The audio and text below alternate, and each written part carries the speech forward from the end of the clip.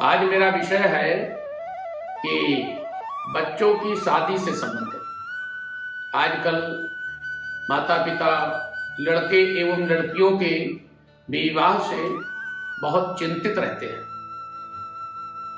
इसलिए आज मैं सभी को ये बताना चाहूँगा कि जन्म कुंडली में कौन सा ऐसा ग्रह होता है और किसकी वजह से ये विवाह विलंब हो जाते हैं, जिसके लिए हमें ध्यान रखना चाहिए कि वही बच्चे बड़े हो रहे हैं और उन बच्चों का विवाह सही समय पे हो जाए तो माता पिता की चिंता समाप्त हो जाती है, चिंता से मुक्त हो जाते हैं।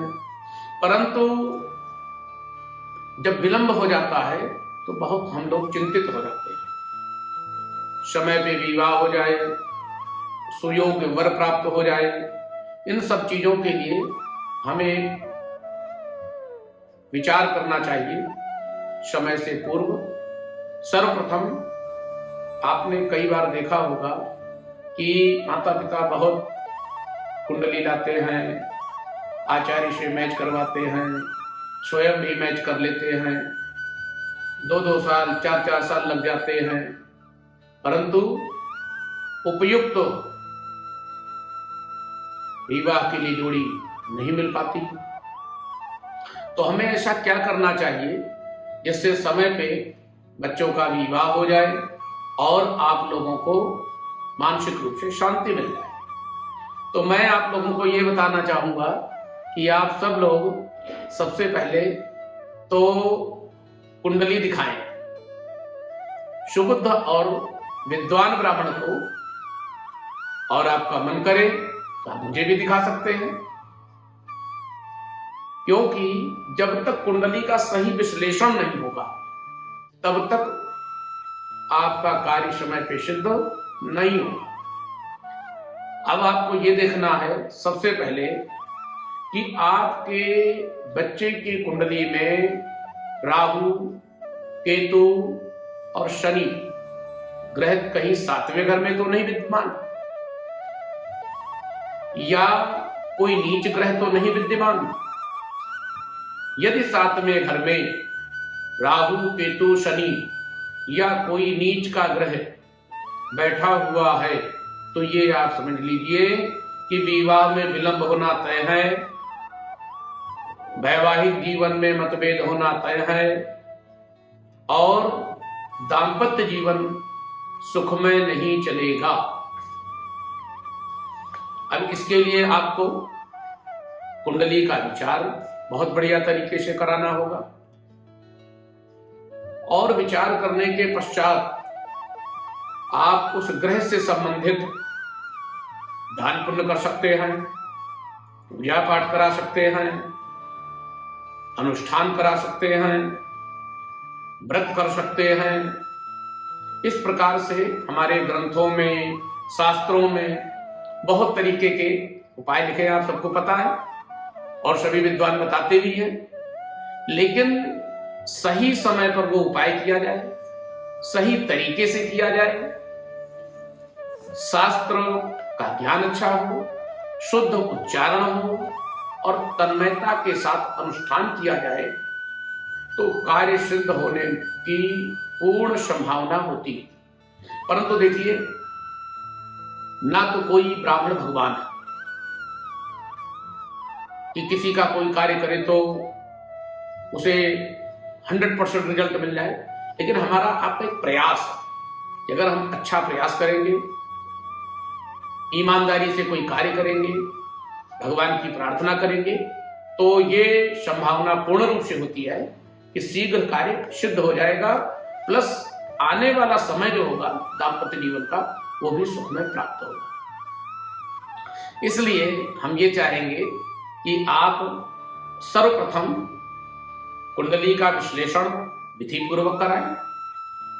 अब आप अपने बच्चे की कुंडली सामने रख लीजिए खोल करके, और मैं बतला रहा हूं उसको आप ध्यान से समझिए कि जन्म कुंडली जो बच्चे की है उसमें मेष लगन अर्थात 1 नंबर, फर्स्ट हाउस से आपको काउंट करना है 7th हाउस तक। 7th हाउस में कौन सा ग्रह बैठा है आप इसे पहले ध्यान से देखें। ऐसा भी हो सकता है कि ना बैठा हो, लेकिन आप उसे ध्यान से पहले देखिए कि कोई ग्रह 7th हाउस में बैठा है कि नहीं। फर्स्ट हाउस से काउंट करना है और 7th हाउस तक आना है। लड़की की कुंडली में 7th हाउस होता है पति का और लड़के की कुंडली में 7th हाउस होता है पत्नी का। अब आपने समझ गए। अब आपने 7वां घर देख लिया कि कौन सा ग्रह बैठा है। अब उस ग्रह की कंडीशन क्या है। यदि सूर्य 7 नंबर में बैठा है अर्थात नीच राशि का हो गया, चंद्रमा बैठा है वृश्चिक राशि का तो नीच राशि का हो गया, मंगल कर्क राशि में बैठा है अर्थात नीच का हो गया, बुध मीन राशि का बैठा है तो नीच का हो गया, बृहस्पति मकर राशि का बैठा है तो नीच का हो गया, शुक्र कन्या राशि का बैठा है तो नीच का हो गया, शनि मेष राशि का बैठा है तो नीच का हो गया, राहु वृश्चिक राशि का बैठा है तो नीच का हो गया, केतु वृष राशि का बैठा है तो नीच का। ये आपको हमने नवग्रह को बता दिया कि ये ग्रह 9 ग्रह इन राशियों में बैठते हैं तो वो नीच के कहलाते हैं। अब आप देखिए कि आपके बच्चे की कुंडली में कौन सा 7वें घर में ग्रह बैठा हुआ है। नीच का बैठा है, उच्च का बैठा है। अब ये नीच राशि आपको बता दी। अब आप उच्च राशि भी देख लीजिए कि मेष राशि में सूर्य बैठा है तो उच्च का हो गया, वृष राशि में चंद्रमा बैठा है तो उच्च का हो गया। उच्च का मतलब स्ट्रांग पावर हो गई। उच्च का कोई ग्रह बैठा है तो इसका मतलब ये हो गया कि शादी बढ़िया होगी, समय पे होगी और वैवाहिक जीवन बहुत बढ़िया चलेगा। मंगल मकर राशि में बैठा है तो उच्च का हो गया, कन्या राशि में बुध बैठा है तो उच्च का हो गया, कर्क राशि में बृहस्पति बैठा है उच्च का हो गया, मीन राशि में शुक्र बैठा है उच्च का हो गया, तुला राशि में शनि बैठा है उच्च का हो गया, वृष राशि में राहु बैठा है उच्च का हो गया, वृश्चिक राशि में केतु बैठा है उच्च का हो गया।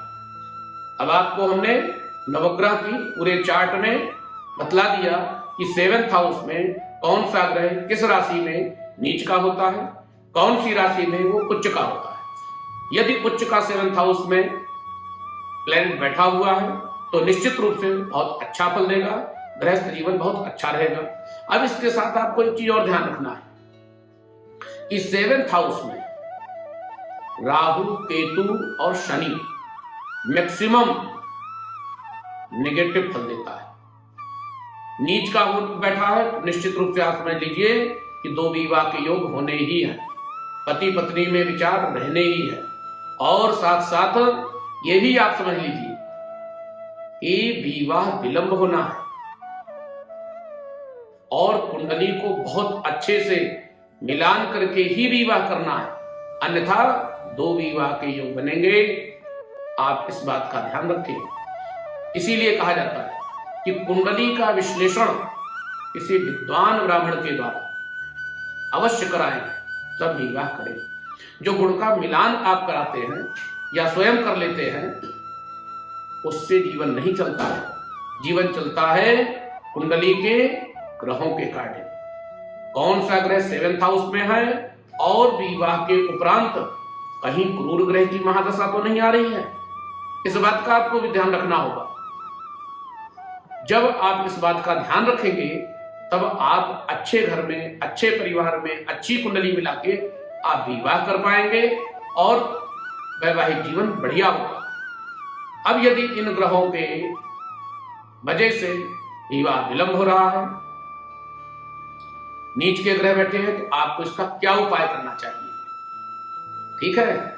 इसके लिए हम आपको अगली वीडियो में बताएंगे कि आपको नीच के ग्रह बैठे हैं तो क्या उपाय करने चाहिए जिससे शीघ्र विवाह हो जाए, और कौन से ग्रह उच्च के बैठे हैं तो और उनकी उच्चता स्ट्रांग हो जाए तो उसके लिए क्या उपाय करने चाहिए जिससे शीघ्र आपका कार्य सिद्ध हो जाए, विवाह के लिए और आप चिंता मुक्त हो जाएं।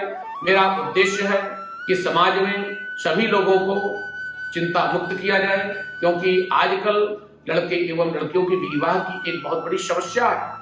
उस समस्या को दूर करना है, उसके लिए आप मुझसे संपर्क कर सकते हैं, कुंडली का विश्लेषण करा सकते हैं, या आपके पास कोई अन्य बुद्धिमान ज्योतिषी विद्वान है तो आप उनसे भी संपर्क कर सकते हैं। मेरे मित्रों, सभी को मेरा नमस्कार, धन्यवाद।